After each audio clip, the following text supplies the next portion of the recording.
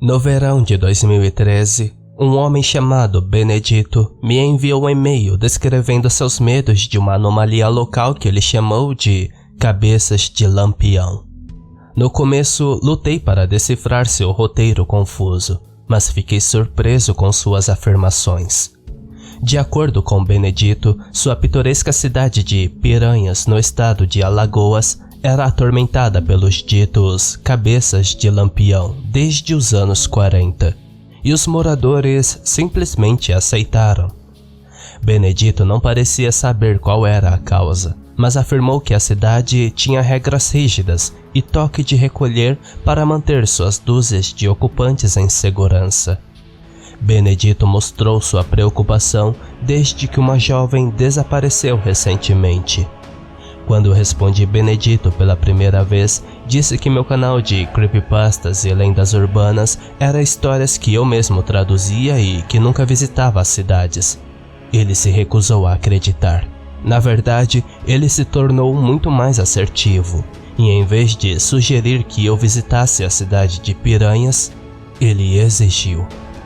Não foi até mais 15 mensagens que percebi que Benedito não era um cavalheiro que vivia em uma cidade tranquila com sua amada esposa e filhos.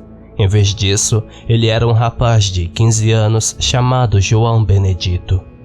Depois que eu apontei sua gramática ruim e desvendei sua identidade, ele logo ficou mais ameno.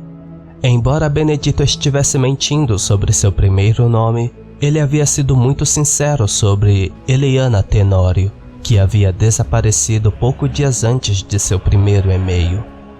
Depois de descobrir a verdade, rejeitei firmemente sua proposta. Saber que ele era uma criança acabou com todas as formalidades que eu tinha e ignorei seus outros e-mails. Não posso dizer que a história não me intrigou. Na verdade, eu debati em postar no meu canal, mas, na estranha chance de que fosse um desaparecimento real, decidi não postar. Eu até pesquisei sobre a pequena cidade de Piranhas e só encontrei artigos sobre a construção da usina hidrelétrica de Xingó. Dezembro logo chegou e eu finalmente me esqueci de João Benedito. Seus e-mails foram direcionados diretamente para minha caixa de lixo eletrônico automaticamente. No entanto, poucos dias depois do Natal, eu tinha colocado os pés dentro de spams procurando por um código voucher que meu tio tinha me dado, e me deparei com um e-mail recente de Benedito com o assunto: quebrei as regras, os cabeças de lampião estão vindo para mim. Eu abri o e-mail. O título era intrigante, e o fato de que ele ainda estava me enviando o e-mail me chamou a atenção. No e-mail, Benedito abordou seus e-mails anteriores e, como eu estava ignorando, ele chegou a prever que eu não os estava lendo. Benedito falou sobre como ninguém mais desapareceu depois de Eliana, mas depois de meses sem resposta minha, Benedito saiu à noite na esperança de encontrar Eliana. Benedito expôs algumas das regras que a cidade estava seguindo. 1. Não se aproxime das luzes no caminho da estrada à noite. É um cabeça de lampião. 2. Se você ver um poste de luz que não pertence ao local, não se aproxime. 3.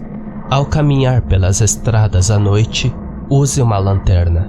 Se você ver uma fonte alta de luz se aproximando de você, você deve apagar a lanterna e se esconder, ou pode ser tarde demais. 4. À noite, as cortinas devem ser bem fechadas. Se você tiver eletrônicos ligados, certifique-se de que a luz não atravesse para o lado de fora, ou eles vão te encontrar.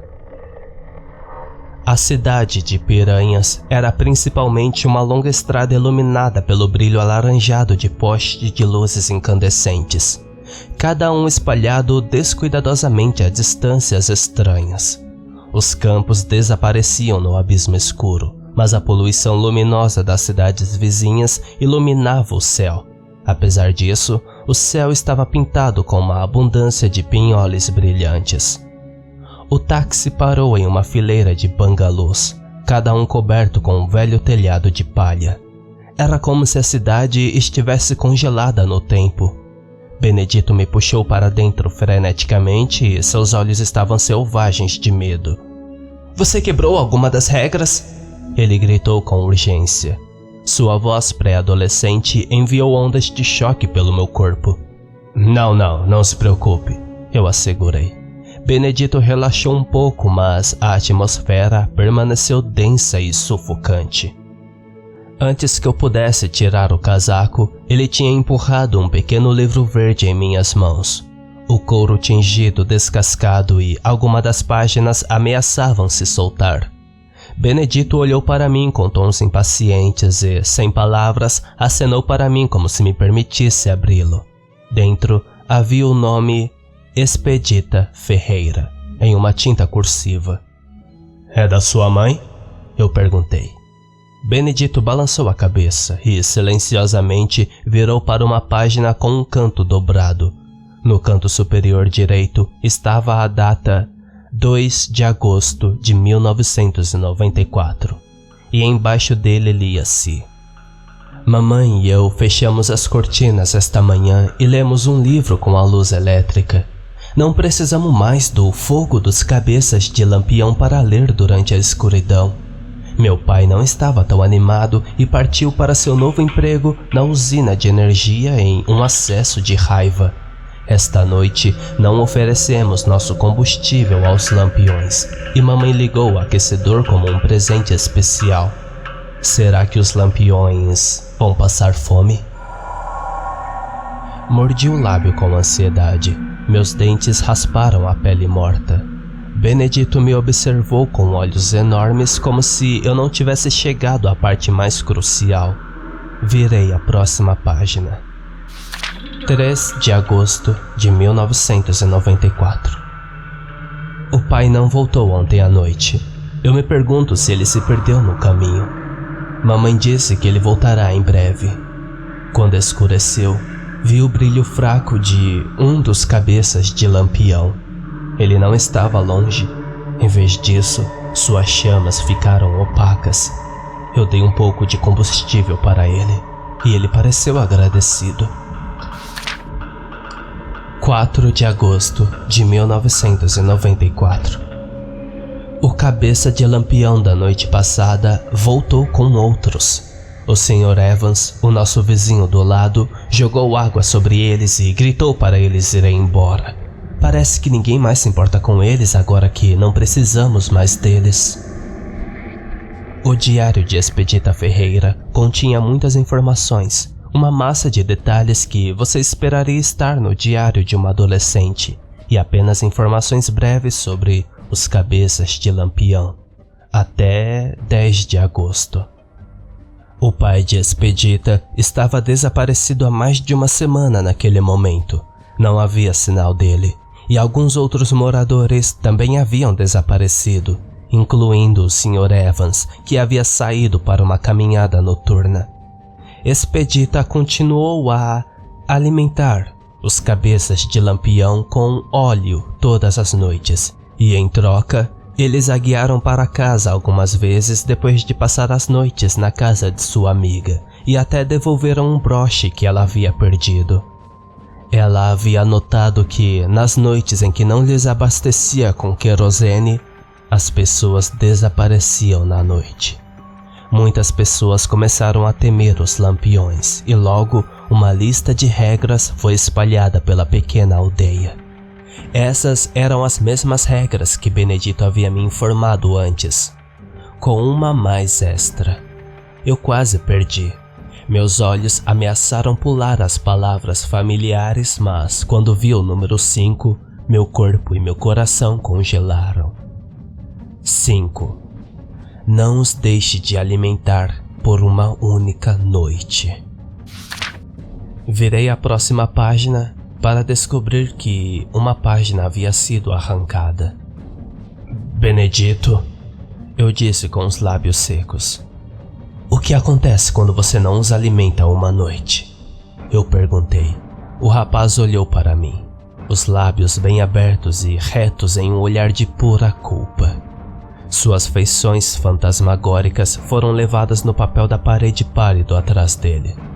Não sei, As pessoas desaparecem e, na maioria das vezes, são as pessoas que se recusaram a alimentá-los. Ainda havia uma parte de mim que se recusava a aceitar a situação. Todos os detalhes sobre esta cidade e seus aparentes cabeças de lampião tecnicamente não faziam sentido e soavam como um folclórico local. "Onde está sua avó?" Parecia que as únicas frases que saíram da minha boca terminavam com uma pergunta. "Ela morreu perto da Páscoa", ele admitiu. "Pouco antes de eu lhe enviar um e-mail." Benedito brincava com os dedos, uma disposição nervosa. Encontramos o corpo dela na floresta e perto de onde ela costumava deixar a querosene. Ela tinha um fígado ruim. Ela disse por ter bebido alguma coisa desagradável quando era mais jovem. Tirei meu casaco e fui para a sala. A casa de Benedito tinha uma estranha simplicidade. Fotos vintage cobriam as paredes trêmulas, bem como móveis e decorações que não pertenciam a este século. O cheiro de umidade e gasolina estava mal disfarçado pelas velas. "Você continuou alimentando os cabeças de lampião?" Eu perguntei. A frase parecia estranha e eu lutei para empurrá-la pelos meus lábios. "Até recentemente", ele assentiu. "Eu não posso comprar querosene. Eu só usava o que as vovó tinham guardado."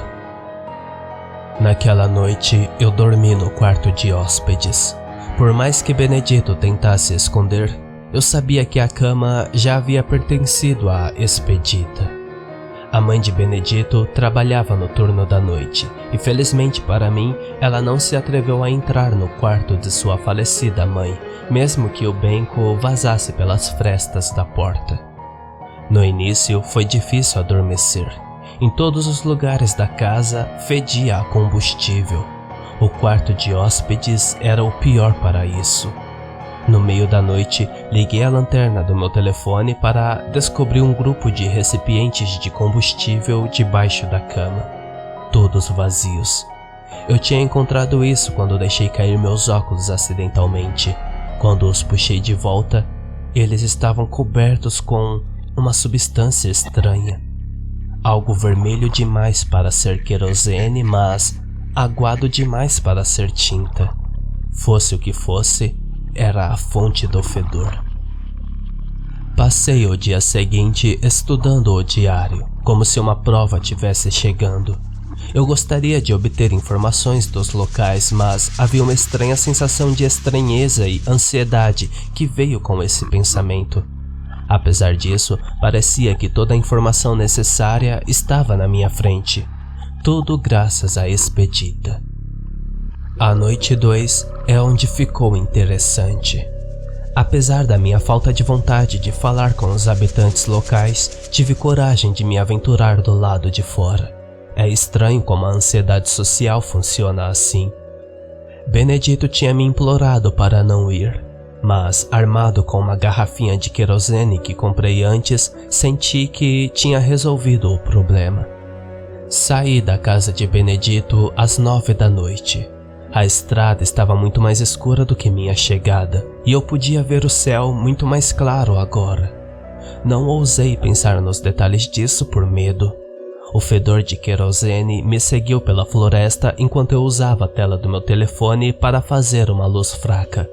Estava quase escuro demais para ver, mas eu sabia que tentaria o perigo usando minha função da lanterna.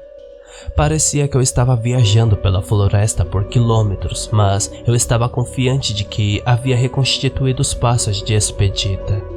Apesar da baixa visibilidade, as árvores pararam e eu me encontrei em um espaço aberto onde a grama havia se transformado em pedra. À frente e na escuridão havia monumentos de pedras, a maioria descansando a uma altura acima do meu joelho. O ar estava pesado, com um cheiro parecido com gasolina, assim como o cheiro da casa de Benedito. E quanto mais eu andava na floresta, mais pungente o cheiro era. Expedita não deu mais instruções além disso, então coloquei a garrafa nas estruturas de pedra e voltei por onde eu vim. Além das árvores, a poucos metros de distância, um brilho laranja vazou entre os troncos e eu chamei. Benedito, por aqui! Meus pés começaram a se mover por conta própria. Eu viajei para frente em uma caminhada rápida. Cuidadosamente, o cheiro tornou-se mais agressivo. Quanto mais perto eu chegava de Benedito, mais meu cérebro doía com a intensidade. Só que não era Benedito. Quanto mais perto eu chegava, melhor eu ficava. A fonte de luz tinha cerca de 4 metros, uma altura que o pequeno Ben nunca alcançaria sem métodos ridículos. Eu não parei de andar. O mistério da luz no meio da floresta alimentou minha curiosidade, e a excitação do cabeça de lampião sendo real fez com que ondas de eletricidade voassem pelo meu corpo. Com passos firmes, me certifiquei de não tropeçar em raízes crescidas. Meu corpo girou 180 graus com o súbito estalo de um galho a poucos metros de distância, e atrás de mim, na estrutura de pedra, agora havia 3 postes de luz. As figuras cercavam o combustível que eu deixei, e observei enquanto uma delas pegava o recipiente com braços esguios e ornamentados. Ele abriu o que eu só poderia descrever uma janela para seu rosto e derramou um pouco nele. A chama dentro dele enfraqueceu em um leve brilho laranja e um grito tão alto que parecia que punhais haviam esfaqueado meus ouvidos. Os outros 2 seres recuaram em choque quando o outro jogou o recipiente na folhagem à frente. Não era preciso ser um gênio para descobrir que algo estava errado. Corri o mais rápido que pude, de volta à floresta, de volta à pequena cidade e de volta à casa de Benedito, que ficou em choque com sua mãe quando eu irrompi pela porta. Você pode imaginar o choque no rosto da mãe de Benedito quando eu irrompi pela porta. No entanto, ela foi surpreendentemente aceita quando explicamos a situação estranha. A mãe de Ben, que se apresentou como Maria, ficou mais do que feliz em discutir o assunto e até forneceu informações sobre detalhes que não sabíamos antes. Depois de uma xícara de chá, expliquei o que acabara de acontecer e como os cabeças de lampião haviam rejeitado a querosene que eu lhes ofereci. Havia mais querosene no quarto lá em cima que não percebi? Perguntou Maria, o choque pintando em suas feições delicadas. Não, eu mesmo comprei, eu informei, e Maria soltou um suspiro. Ela mordeu o lábio inferior enquanto decidia se iria compartilhar algo conosco. Não é apenas querosene, ela pronunciou. Seus lábios congelaram no lugar, e isso tornou sua fala difícil de entender. Esperei em silêncio que ela continuasse. Minha mãe misturava com sangue. O quê? Eu gaguejei. Uma risada borbulhou na minha garganta enquanto a bizarrice fazia cócegas em meus lados. O rosto de Maria permaneceu reto, uma cara de poker face perfeita se não fosse pela pintada de preocupação em seus olhos. Eu endireitei minhas costas e limpei minha garganta. Desculpe, continue. Ela ensinou a mistura. 1 litro de sangue para 5 de querosene. Eu assisti enquanto Maria cruzava os braços. Ela não aguentou na velhice. Tentei ajudá-la, mas, por algum motivo, eles rejeitaram meu sangue. O ar estava estranhamente pesado, mas vazio.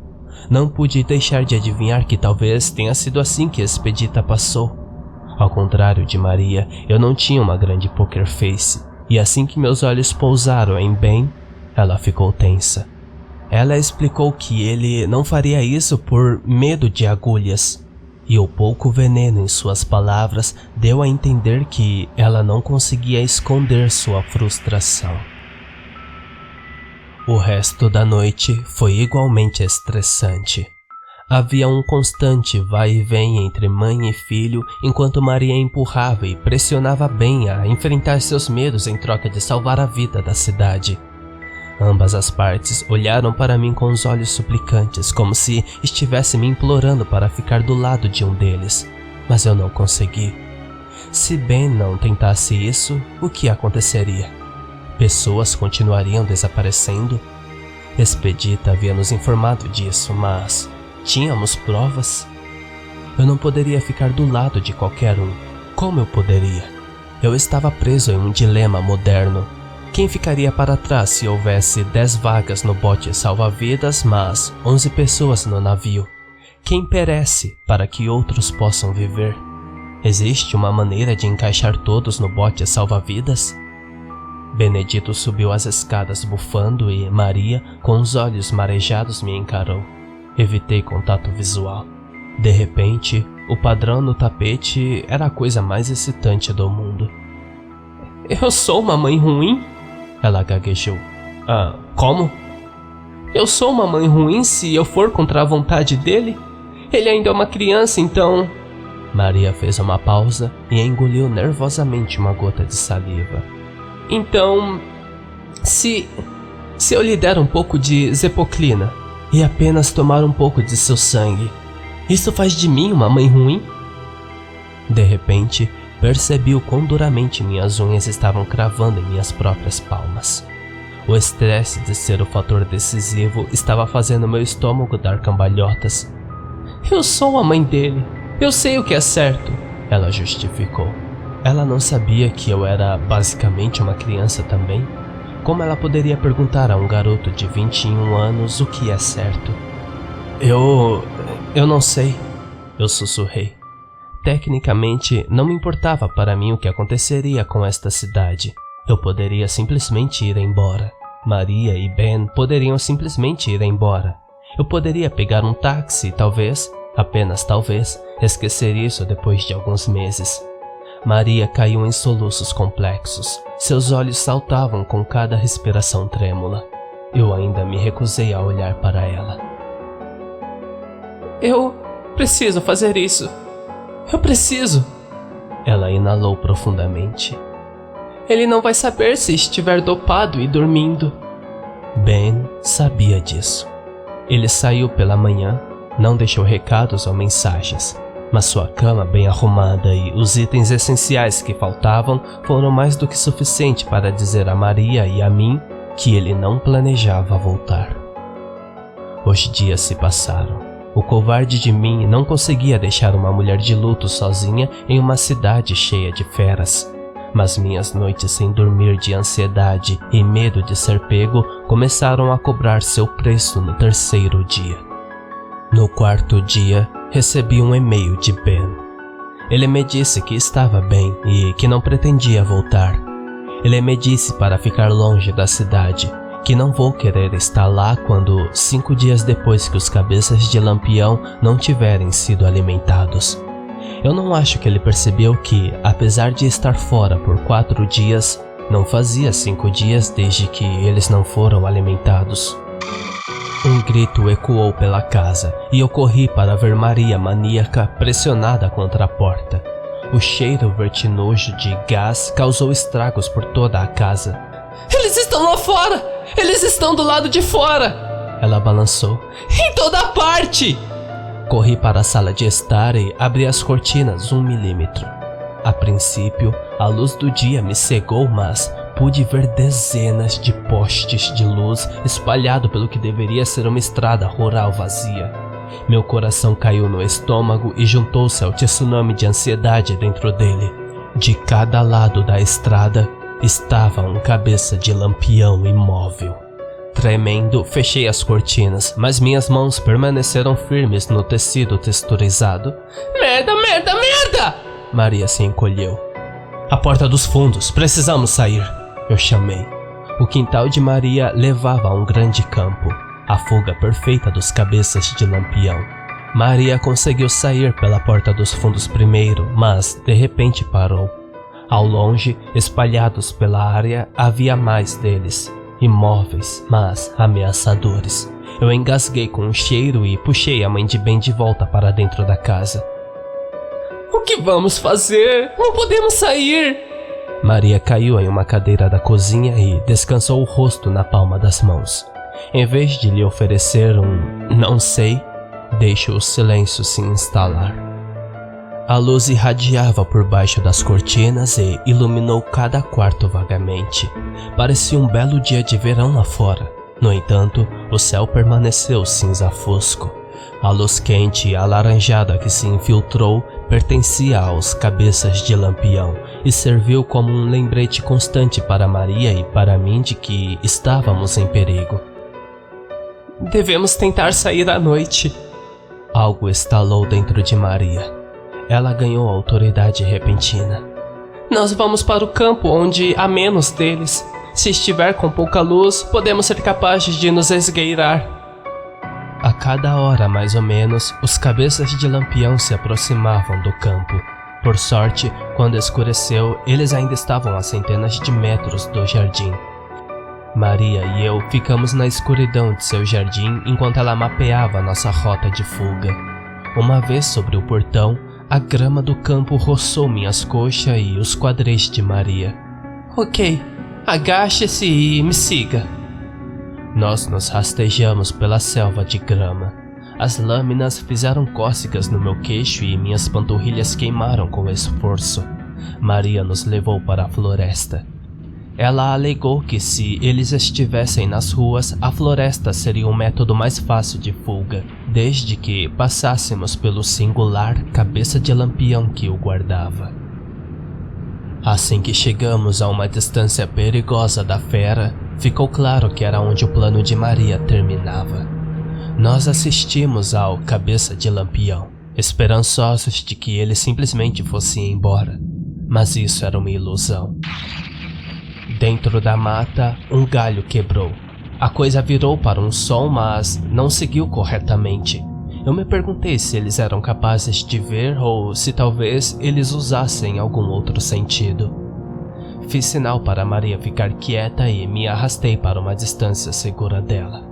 Usando a lanterna do meu telefone, apontei a luz para a figura e ela não prestou atenção. Não era a evidência que eu precisava, mas foi o suficiente para eu fazer um palpite áspero e desesperado.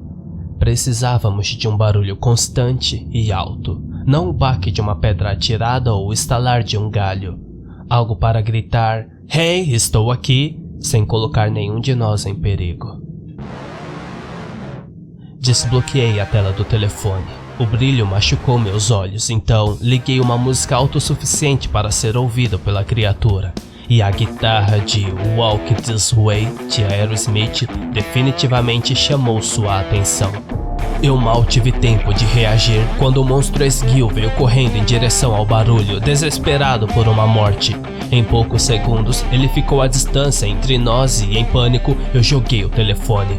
O brilho da tela me deixou cego no escuro e assim que meus olhos se ajustaram, pude distinguir a silhueta de Maria e, muito rapidamente, seu rosto foi iluminado por um laranja quente. Eu observei enquanto ela mergulhava para pegar o telefone e tropeçava de volta para jogá-lo. Mas era tarde demais. O corpo de Maria foi erguido no ar, seus gritos atraindo a atenção dos cabeças de lampião que estavam ao redor, que não prestaram atenção em mim quando o primeiro puxou a mulher ao meio. A propagação de vísceras iluminado pelas luzes, o líquido carmesim e as vísceras brilhavam nos rostos agora cobertos dos cabeças de lampião ao redor. E em vez de uma fraca luz laranja, suas chamas ficaram sólidas e brilhantes. Ela estava enganada sobre seu sangue. Trêmulo e silencioso, corri para a floresta. Cada passo, o líquido do meu estômago escalava minha garganta como uma montanha, queimando minha garganta. Não sei quanto tempo levei para encontrar a civilização, mas não ousei contar a ninguém o que aconteceu quando encontrei alguém. A polícia presumiu que eu era algum tipo de fugitivo, mas quando eu estava pronto para falar, eles me ajudaram a chegar em casa. 7 anos depois, encontro um estranho conforto em viver em uma cidade hoje em dia. Eu sei enquanto as luzes da rua forem modernas, estou seguro em seu brilho artificial e branco. Se você se encontrar dirigindo por Piranhas, Alagoas, coloque o pé no chão e não pare até estar longe. A cidade pertence aos cabeças de lampião agora.